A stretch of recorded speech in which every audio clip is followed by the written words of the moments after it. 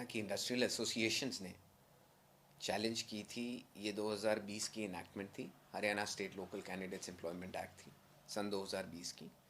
इसको कई industrial associations में, जिसमें कुछ इंडिविजुअल भी शामिल थे, चैलेंज किया था कि आरक्षण असंवैधानिक है। और इस दलील को आज कचहरी ने मान लिया है और कहा है कि यह हरियाणा सरकार के पास लेजिस्लेटिव कॉम्पिटेंस ही नहीं थी ऐसी कोई लॉ या कानून बनाने के लिए, और पूरी एक्ट को क्वॉश कर दिया है। सर, क्योंकि ऑर्डर्स भी आ चुके हैं, तो क्या स्पेसिफिक ऐसे अगर हम बात करें कि साधारण जनता को जो चीज़ें समझ आ सके, सर वो थोड़ा सा इसके बारे में एक्सप्लेन करें। बेस जो इसके अंदर ऐसा था जी, इसके अंदर हमारी तरफ से जो चैलेंज किया गया था वो ये किया गया था कि आप जो कह रहे हैं, क्योंकि इस एक्ट के अंदर हरियाणा सरकार ने कहा था कि हम माइग्रेशन बंद करने के लिए ये कानून पारित कर रहे हैं, क्योंकि माइग्रेशन से हरियाणा के ऊपर और उसके नागरिकों के ऊपर बहुत प्रेशर पड़ता है। इस चीज़ को लेकर ये एक्ट को चैलेंज किया गया था, कह के कि ये चीज़ हरियाणा सरकार, दैट इज़ स्टेट के पास लेजिस्लेटिव कोई ऐसी कॉम्पिटेंस ही नहीं है जिसके ऊपर ये लेजिस्लेट कर सकें, और अगर ऐसा करेंगे तो इसका जो इम्पैक्ट है, जो इसका नतीजा हो सकता है, वो बहुत कुछ आ सकता है। तो हर सरकार, हर स्टेट ये करेगी। तो इस कारण से ये जब लेजिस्लेटिव कॉम्पिटेंस ही नहीं है उनके पास, तो ये आर्टिकल 14, आर्टिकल 19 के बरखिलाफ होगा। और इस चीज़ को मानते हुए हाई कोर्ट ने ये एक्ट क्वॉश कर दिए।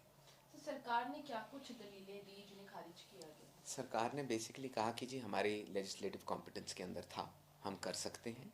और हमारी उनकी तरफ से भी सीनियर वकील पेश हुए थे, प्राइवेट वकील पेश हुए थे।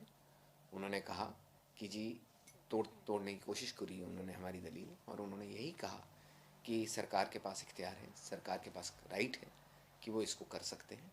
पर हाई कोर्ट ने उनकी आर्ग्यूमेंट को डिक्लाइन करते हुए खारिज किया और हमारी पिटिशन को अलाउ किया। सर, हाई कोर्ट की क्या ऑब्जर्वेशंस थी? हाई कोर्ट ने बेसिकली 4 सवाल बनाए। 4 सवालों के ऊपर दिया कि जी आपके पास कॉम्पिटेंस भी है कि इंडस्ट्रियल एसोसिएशन चैलेंज भी कर सकती है। हरियाणा सरकार के पास ग्राउंड्स ही नहीं है कि वो एक्ट बना सके आर्टिकल 35, एंट्री 81 संविधान के अंदर, शेड्यूल 7 के अंदर, लिस्ट 1 के अंदर। और तीसरी चीज़ कि आर्टिकल 19(5) और 19(6) के अंदर सरकार के पास कोई भी ऐसी पावर नहीं है जिससे वो ये कानून लागू कर पाए। सर, ऑलरेडी कुछ राज्यों में लागू भी है ये 75%, वहाँ किस तरीके से ये अलग एस्पेक्ट था जी, जिसके अंदर एक स्पेशल प्रोविज़न थी जिसके अंदर प्रेसिडेंशियल असेंट हुई भी थी।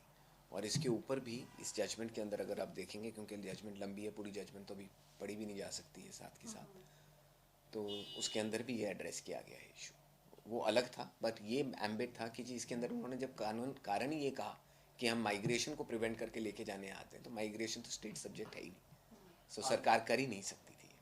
आगे अगर सुप्रीम कोर्ट में हरियाणा सरकार इसको चुनौती देती है तो किस तरह से देखते हैं आगे, क्या उनके पास फैक्ट्स हैं कुछ? ये तो देखिए जी, तो हरियाणा सरकार के ऊपर है, वो चुनौती देते हैं कि नहीं देते हैं। और अगर देते हैं तो उसके बाद क्या होता है क्या नहीं होता, उसकी डिफेंस होती है तो अलग बात है। वो तो हरियाणा सरकार के ऊपर है, सरकार देखती है। इससे पहले भी सुप्रीम कोर्ट में मैटर गया था। हाँ जी, मैटर गया था, क्योंकि हमारी हाई कोर्ट ने एक इंटरिम ऑर्डर पास किया था, एक स्टे दी थी, जिसके खिलाफ सरकार सुप्रीम कोर्ट गई थी। सुप्रीम कोर्ट ने कहा था कि इसका फैसला जल्द से जल्द दिया जाए।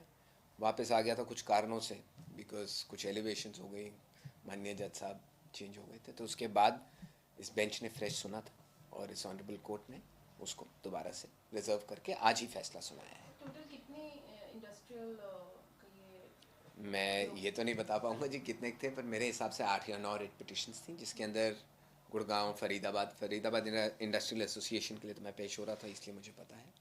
परंतु बाकी जो भी थे अलग अलग तरफ से थे, अलग अलग पहलू से थे, बिकॉज ये सारी प्राइवेट एम्प्लॉयमेंट के ऊपर लग रहा था पूरे स्टेट ऑफ हरियाणा।